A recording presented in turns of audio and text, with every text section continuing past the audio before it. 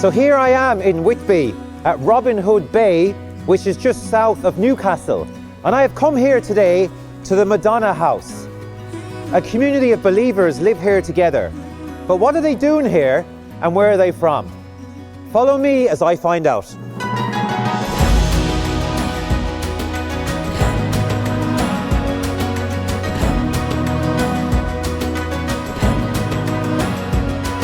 What Catherine was ultimately driven by all through her life was love of God and love of your neighbor. And that's what she tried to start in Madonna House. It's a community. We're consecrated lay persons, and we have mission houses, and this is one of our mission houses. We have a schedule, a life of prayer. We live basically a spirituality of Nazareth. Depending on the needs of the person, we are available for people either to listen or to receive them for a retreat or spiritual accompaniment.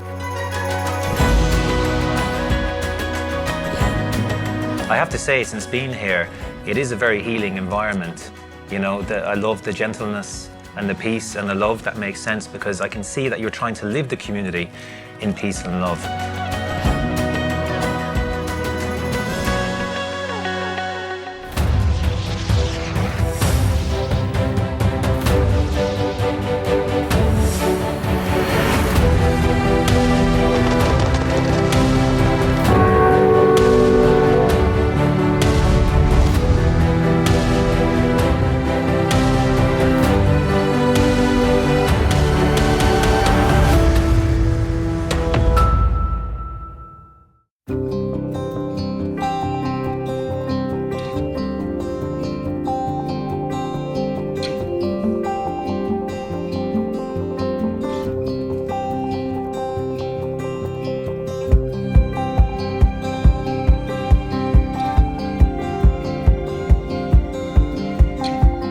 So there's a lady called Jeanne who's going to greet me, and I think I've spotted her. She's over here hard at work. Let's go and say hello.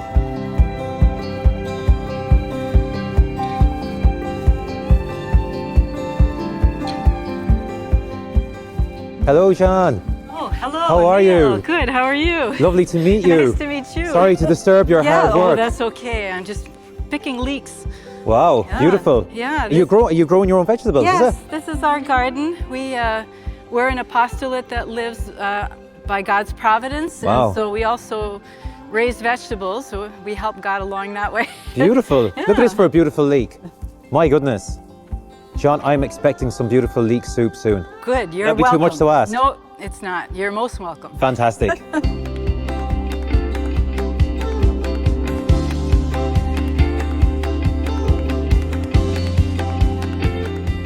So, Jean, tell me, what is the Madonna House and what are you doing here? Well, it's a community. We're consecrated lay persons, so that means persons who are lay, Okay. but who live a consecrated life. And we have a main center, Yes. training center in Combermere, Ontario. Okay. And we have mission houses, and this is one of our mission houses Okay, here. okay. Yeah, and so we came here in 1985, and at first we were part of a pastoral center, St. Bede's Pastoral Center, and we were asked to provide Mass here as a chapel of ease for one of the chapels in Whitby, and we've been here then almost 38 years.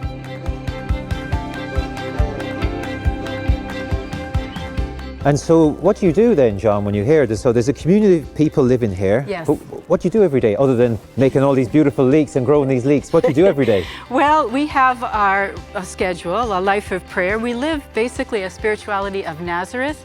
Oh. So the ordinary that we try to live with God. Yeah. And then we're open. We have hospitality. So we have a blue door there. It's blue for Our Lady. It's Our Lady's house. And so we believe that she invites people here too.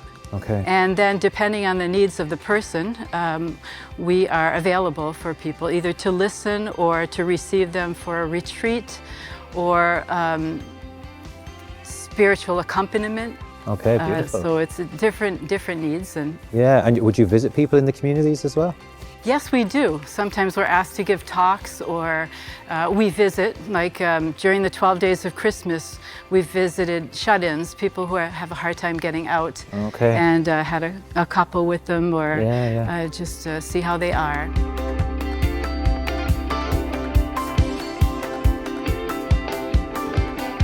And you mentioned, John, the spirituality of Nazareth. What is that?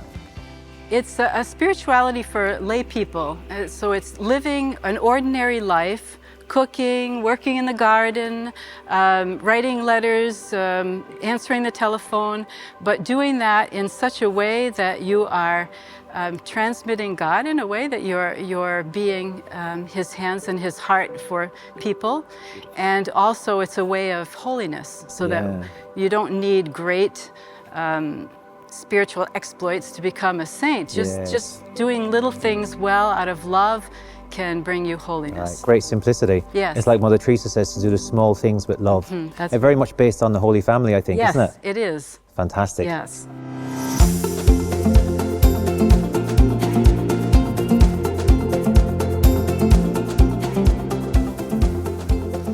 So, Jean, I'd absolutely love to meet the rest of your community. Yes. Where are they hiding? Oh, well, we'll go find them. Okay, let's go, let's go. Father Michael, you said?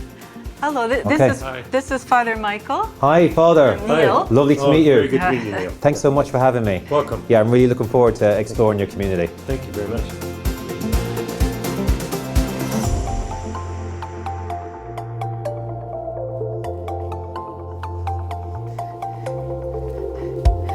Caroline. So this is Caroline. She's a member of the community here. I'm making a nice stir fry. Oh, lovely. Caroline, lovely to meet you. Nice to meet you, Neil. Yes, this looks so good.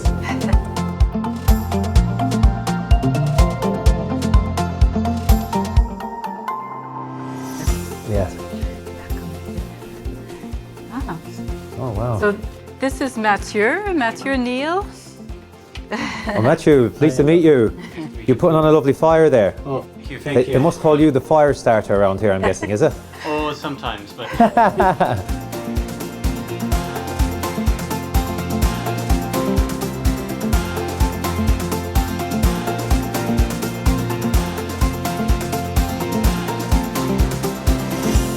This is very interesting, John. I see the word gentleness here. Does that have some sort of significance? Yes, when we were going to open the house in 1985, somebody asked Catherine, our foundress, did she have a word for us? And she said right away, England, that's gentleness. Oh. And it describes the people of this area, North Yorkshire, gentle people.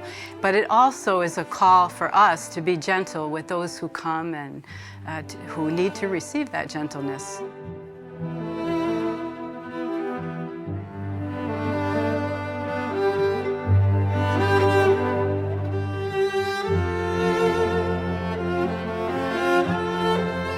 One thing I actually notice is that you're all wearing the same cross. Yes, we are. Yeah, I'm guessing that there's a reason for that. There's a significance to it.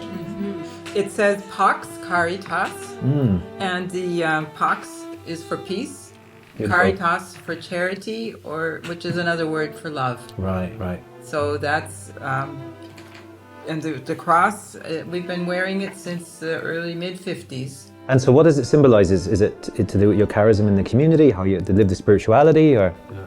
So this cross, which is Pax Caritas, peace Yeah. and love, symbolizes the love and peace of Christ is meant to animate our entire life. Yes.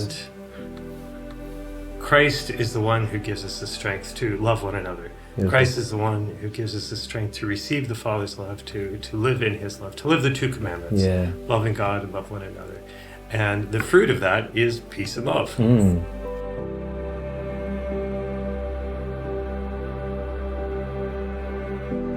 I have to say, since being here, it is a very healing environment. You know, I love the gentleness, the words that Catherine got, wasn't it? Gentleness, Yes. and the peace and the love that makes sense, because I can see that you're trying to live the community in peace and love.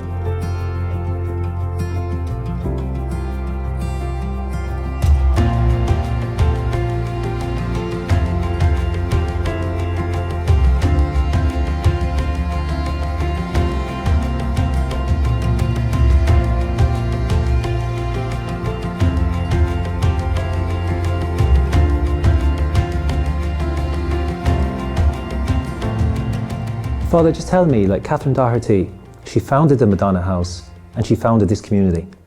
Tell me a little bit about her. Catherine was a woman in love with God, and that was what really drove her. She was a woman passionately in love with God, and others being around her kind of caught that flame, and that's why people came to join her, to be with her. She was born in 1896 and grew up in old Russia as an aristocratic young girl. And then she went and fought, or was a Red Cross nurse in World War I on the front lines, saw all the tragedies. And then soon after, of course, there was the Bolshevik Revolution. She had to flee. She was captured and put under house arrest at their family estate in Finland, almost starved to death, but was able to make it here to England as a refugee before then going to Canada and really making Canada her home for the rest of her life.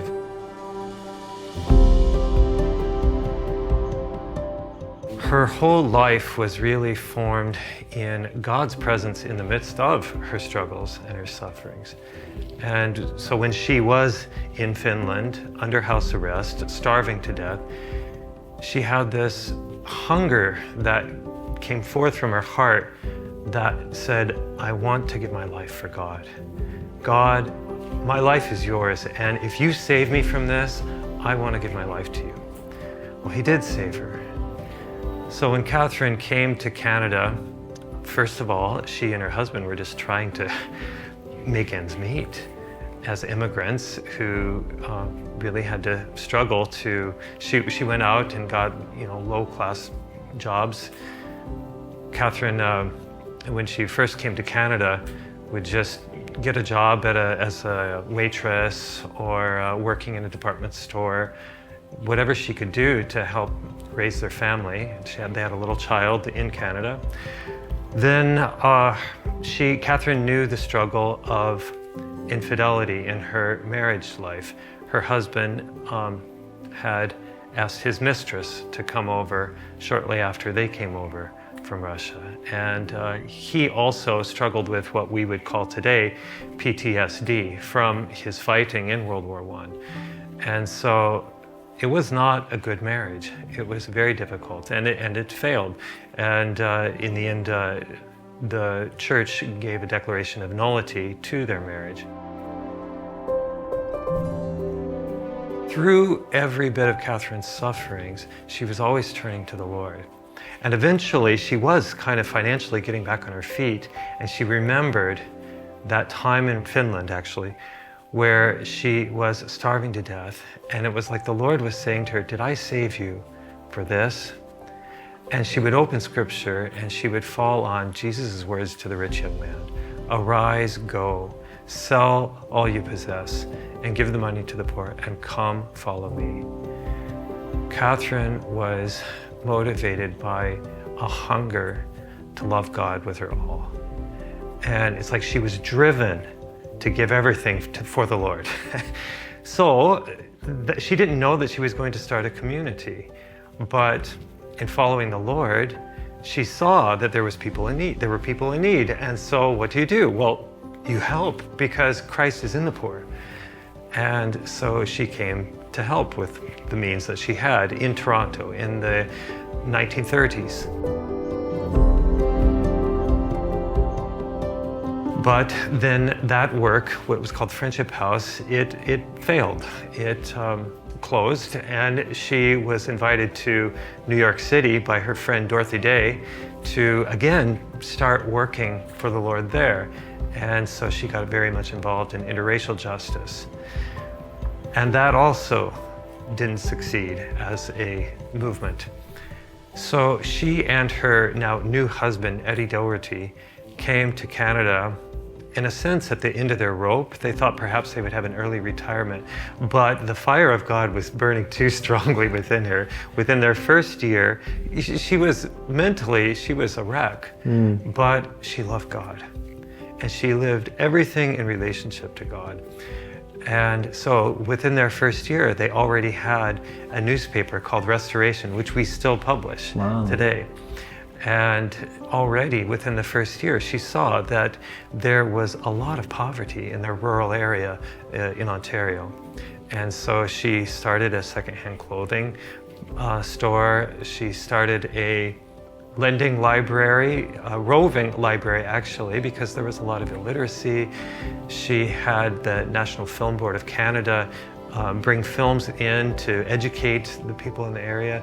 She was always focused on meeting Christ in her neighbor. What Catherine was ultimately driven by all through her life was love of God and love of your neighbor. And that's what she tried to start in Madonna House. Catherine would say that the only purpose of Madonna House really is to love God and to love one another.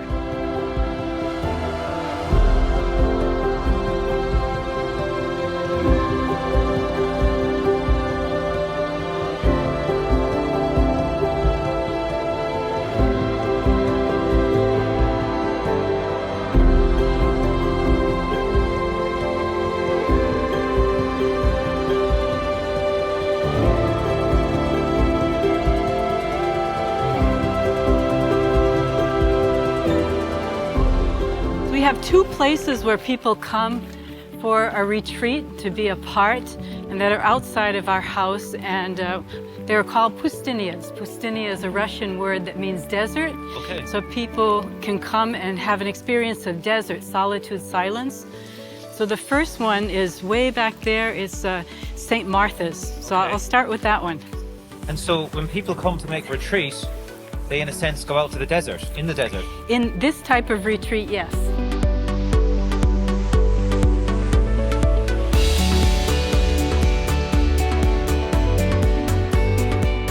So you can see here that there's just a bed. Yeah. There's a place to sit. There's a little table you can put up.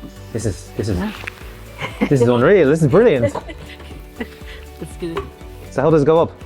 It goes in here.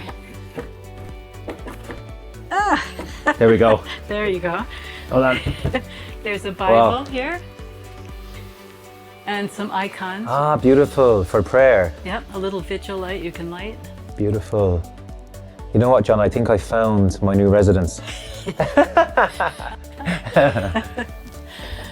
Wow. So this is where people will come then for their desert day, as you said, Yes. and spend like about 24 hours here, is it? Mm-hmm.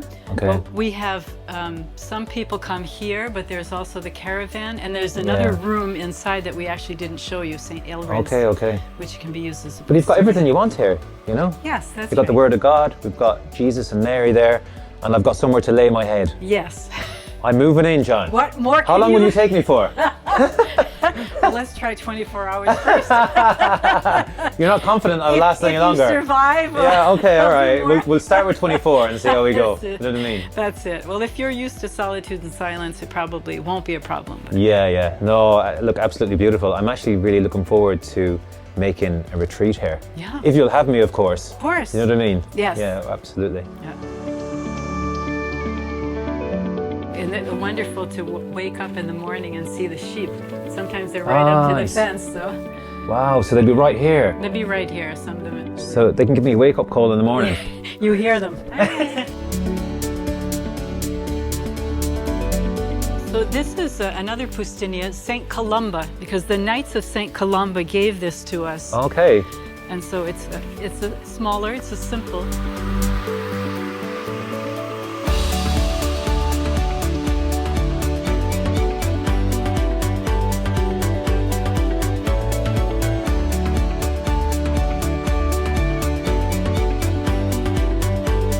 If anybody's watching this now and they want to come here, they want to pray here, or even they want to make a retreat here, Yes. what would you have to say to them? I would say, come and see.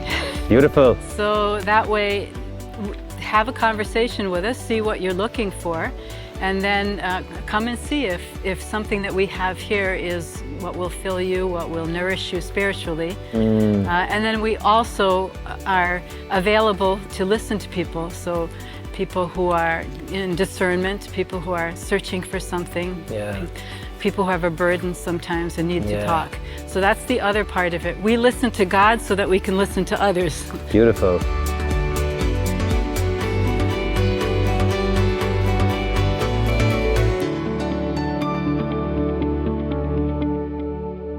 I'm sure for all of you watching this, you've all had different experiences of your families or what life was like growing at home, or even different experiences of your parents. There's a couple of things that we all should have heard of our parents growing up. The first thing is, I love you. The second thing is, I'm so, so proud of you. And I'll always be there for you. But if you didn't hear these things growing up, that is what God is saying to you right now. So if you could join me, I want you to receive the words that God the Father wants to speak to you. I just encourage you to close your eyes and to open your heart and receive now these words. I love you. I see how hard that you try, and that I'm so, so, so proud of you. My brothers and sisters, the Holy Family, God loves you more than you can ever imagine, beyond your wildest dreams. And I hope by journeying with me today that you're able to receive them words into your heart. Thank you so much for being with me today, and I really look forward to seeing you next time. My name is Niall McDonagh, and for everyone here at Shalom World, God bless you always.